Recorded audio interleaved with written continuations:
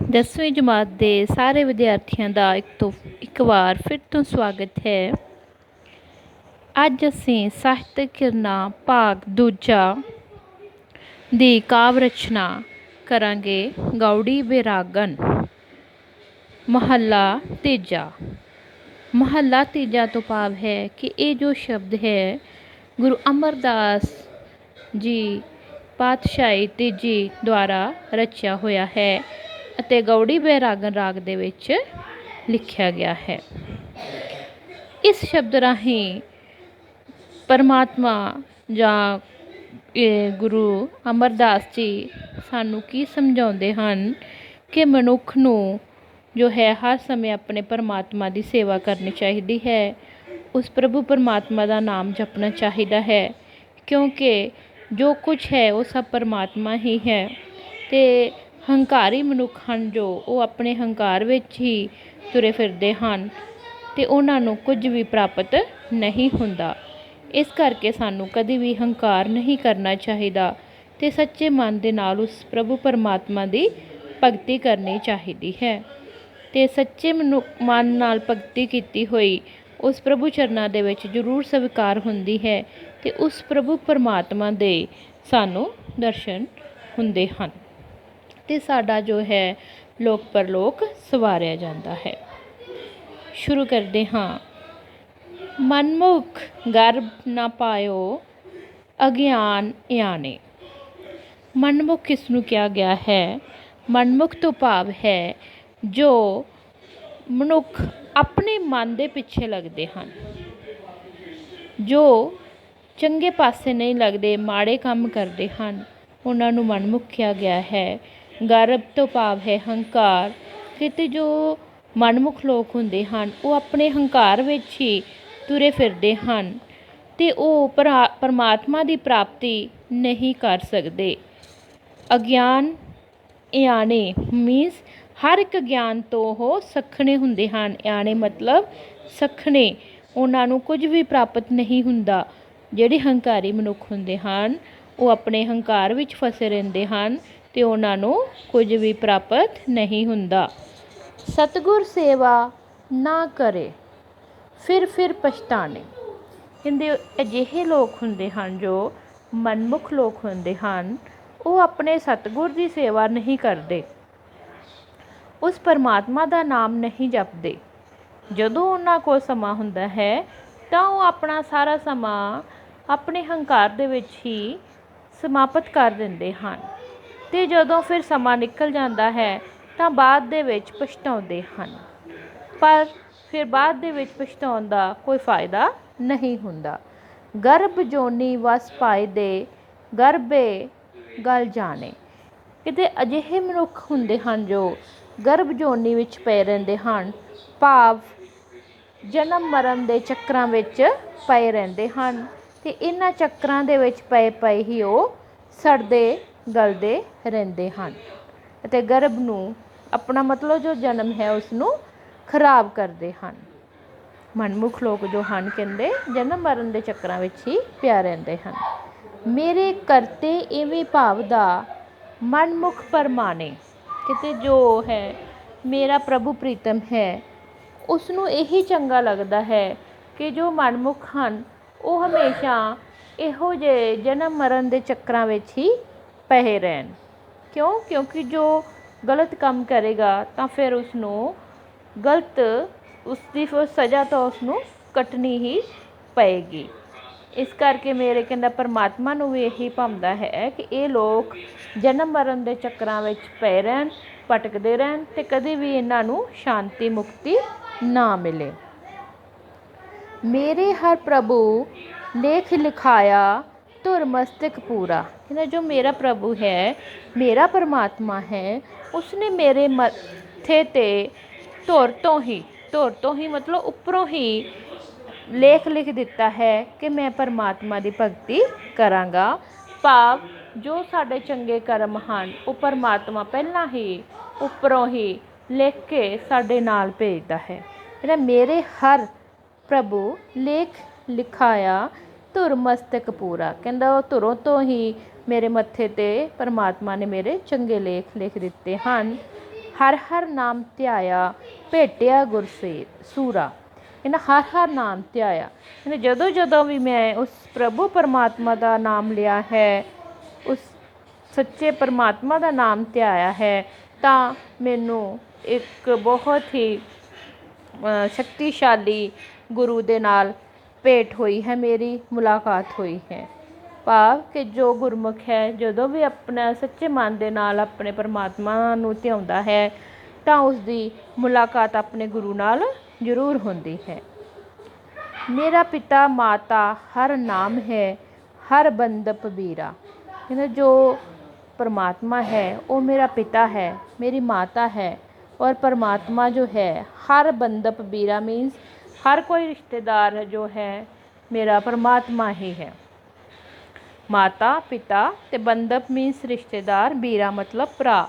इन्ना किन्ने सारे रिश्तियां दे नाल परमात्मा की तुलना की गई है कि जिन्ने भी रिश्ते हैं वो मेरे सारे कौन हैं, वो प्रभु परमात्मा ही मेरा सब कुछ है।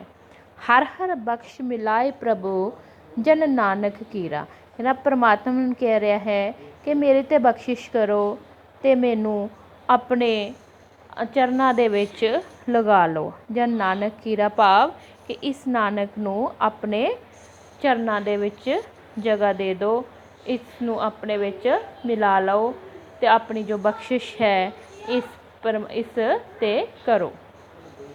ਇਹ ਸੀ श्री गुरु अमरदास जी द्वारा रचित गौड़ी बैरागन महला तेजा शब्द की व्याख्या, जिस विच गुरु साहिबान फरमा रहे हैं कि मनुख नूं जो मनमुख हुंदे हन वो हंकार करते रहंदे हन ते अपने हंकार दे विच ही भटकते रहंदे हन।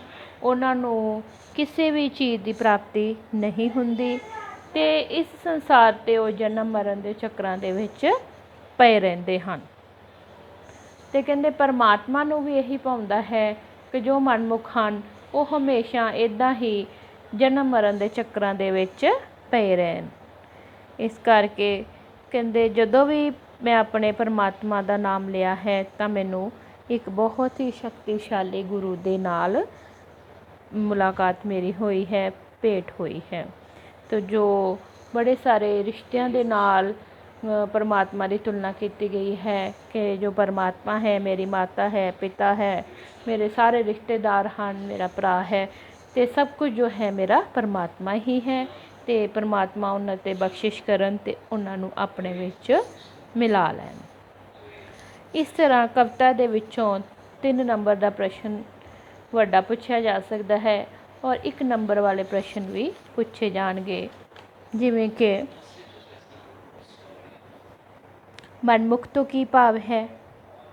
मनमुख तो भाव है कि जो मनुख अपने मन के पिछे लगता है तो माड़े काम करता है, या फिर परमात्मा नूं ना मनण वाले नूं मनमुख कहा जाता है, तो अपने मन के पिछे लगन वाले नूं मनमुख कहा जाता है। कुछ भी तुसीं लिख सकते हो। अगला प्रश्न है मनुख नूं क्यों पछताउणा पैंदा है। हाँ जी, मनुख नूं क्यों पछताउणा पैंदा है? क्योंकि अपने हंकार वस हो के मनुख दे कोल जो समा हुंदा है वो गलत कामां दे विच खत्म कर लैंदा है, गवा लैंदा है, ते अपने उस प्रीतम दी सेवा नहीं करता, उस परमात्मा की सेवा भजन बंदगी नहीं करता। तो फिर जदों समा निकल जाता है तो वह पछताउंदा है कि उसने उस प्रभु परमात्मा की सेवा क्यों नहीं की। अगला प्रश्न है, इहो ਜਿਹੇ जो प्रश्न हैं तुहानूं 1 नंबर दे विच आउणगे, ते जो 3 नंबर का प्रश्न है उहदे विचों तकरीबन इस कविता का सार ही पूछा जाता है। तीसरा प्रश्न है, गर्भ जोनी किस प्रतीक लई वरत्या गया है। असीं शब्द विच पढ़िया कि गर्भ जोनी या मतलब जन्म मरण दे चक्कर, भाव कि गर्भ जोनी तो भाव है कि जिहड़ा मनुख है वो जन्म मरण के चक्रां दे विच फसिया रहिंदा है। इस धरती ते आउंदा है, माड़े कर्म करता है, फिर मर जाता है, फिर किसी होर जन्म लैंदा है, ਕਿਸੇ ਹੋਰ ਰੂਪ ਵਿੱਚ ਧਰਤੀ 'ਤੇ ਆਉਂਦਾ ਹੈ ਔਰ ਫਿਰ ਉਹ ਆਪਣਾ ਜੀਵਨ ਚੱਕਰ ਪੂਰਾ ਕਰਕੇ ਫਿਰ ਕਿਸੇ ਹੋਰ ਜਨਮ ਵਿੱਚ ਚਲਾ ਜਾਂਦਾ ਹੈ। ਇਸ ਤਰ੍ਹਾਂ ਉਹਦਾ ਜੋ ਚੱਕਰ ਹੈ ਉਹ ਚੱਲਦਾ ਰਹਿੰਦਾ ਹੈ, ਭਾਵ ਉਸ ਨੂੰ ਮੁਕਤੀ ਪ੍ਰਾਪਤ ਨਹੀਂ ਹੁੰਦੀ। ਹੁਣ ਤੁਸੀਂ ਇਸ ਦਾ ਉੱਤਰ ਸਿਰਫ 1 ਨੰਬਰ ਵਾਲਾ ਪ੍ਰਸ਼ਨ ਹੈ ਇਸ ਲਈ ਦੋਗੇ ਕਿ ਗਰਭ ਜੋਨੀ ਤੋਂ ਭਾਵ ਹੈ ਜਨਮ ਮਰਨ ਦੇ ਚੱਕਰਾਂ ਦੇ ਵਿੱਚ ਪਿਆ ਰਹਿਣਾ। ਅਗਲਾ ਪ੍ਰਸ਼ਨ ਹੈ ਕਿਸ ਨੇ ਲੇਖ ਲਿਖਾਏ ਹਨ?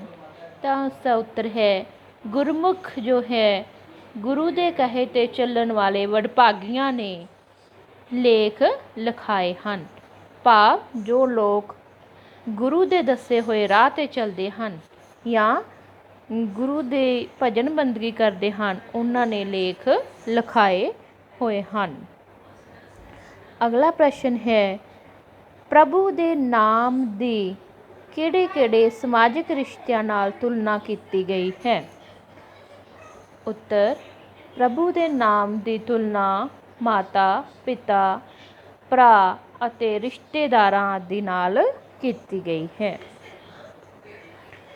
ਅਗਲਾ ਪ੍ਰਸ਼ਨ ਇਸ ਸ਼ਬਦ ਦੇ ਰਚਨਹਾਰ ਕੌਣ ਹਨ? ਇਹ ਸ਼ਬਦ ਕਿਹੜੇ ਰਾਗ ਵਿੱਚ ਹੈ?